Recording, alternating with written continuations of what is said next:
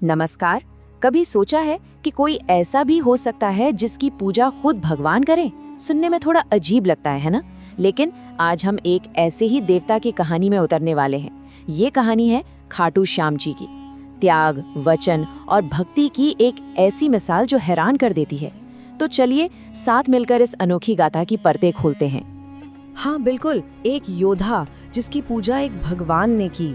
ये बात ही अपने आप में कितनी बड़ी है। सोचकर देखिए, इतिहास में ऐसा कोई और योद्धा मिलना मुश्किल है जिसे पूजनीय होने का वरदान खुद भगवान से मिला हो।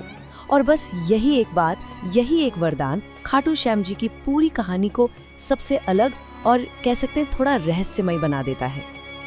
अच्छा, एक नाम तो जरूर सुना होगा, हारे का सहारा। दुनिया भर में करोड़ों भक्त उन्हें इसी नाम से पुकारते हैं। पर सवाल ये है कि आखिर ये नाम पड़ा क्यों? कौन थे वो जिनकी कहानी आज भी लोगों को हिम्मत देती है? बस आज हम इन्हीं सारे सवालों के जवाब ढूंढने निकले हैं। तो चलिए शुरू करते हैं आज से। आज की तारीख में खाटू श्याम जी का भव्य मंदिर राजस्थान के सीकर जिले में है, खाटू गांव में। ये जगह समझिए कि दुनिया भर के श्याम भक्तों के लिए आस्था का सबसे बड़ा, सबसे अहम केंद्र है। तो सबसे बड़ा सवाल, आखिर ये खाटू श्याम जी हैं कौन?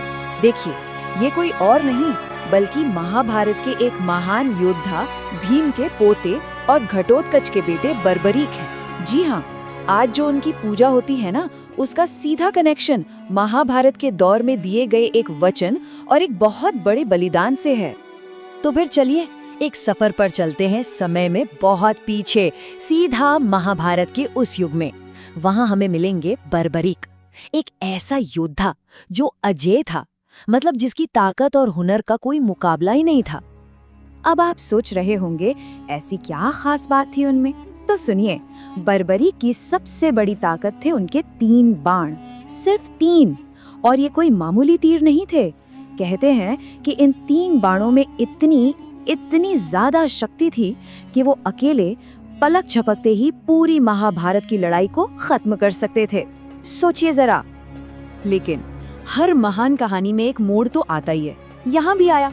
बर्बरीक ने अपनी माँ को एक वचन दिया था कि वो हमेशा हारने वाली सेना का साथ देंगे। अब भगवान कृष्ण तो सब जानते थे।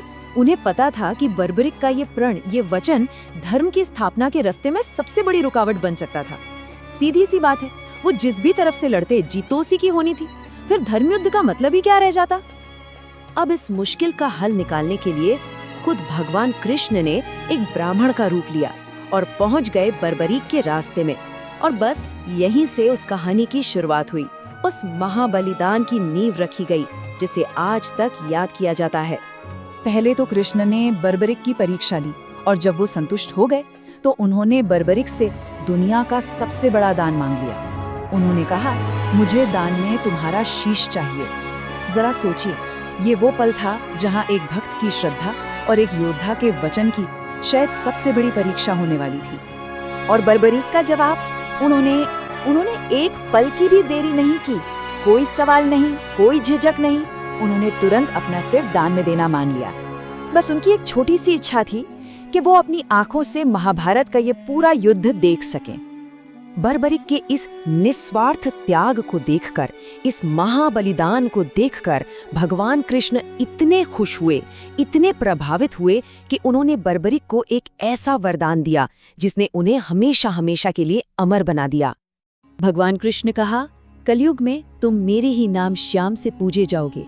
और सिर्फ इतना ही नहीं, उन्होंने ये भी कहा कि सिर्फ तुम्हारा नाम लेने से ही भक्तों के सारे दुख दर्द दूर हो जाएंगे। और बस यही वरदान है जो आज की इस अटूट आस्था का आधार है। महाभारत खत्म होने के बाद वो शीश सदियों तक जमीन में ही रहा। फिर कहानी आगे बढ़ती है 11वीं शताब्दी में। कहते हैं कि खाटू गांव में वो शीश फिर से प्रकट हुआ और ठीक उसी पवित्र जगह पर पहले मंदिर की स्थापना हुई। मतलब महाभारत काल की वो घटना आज के समय से जुड़ गई।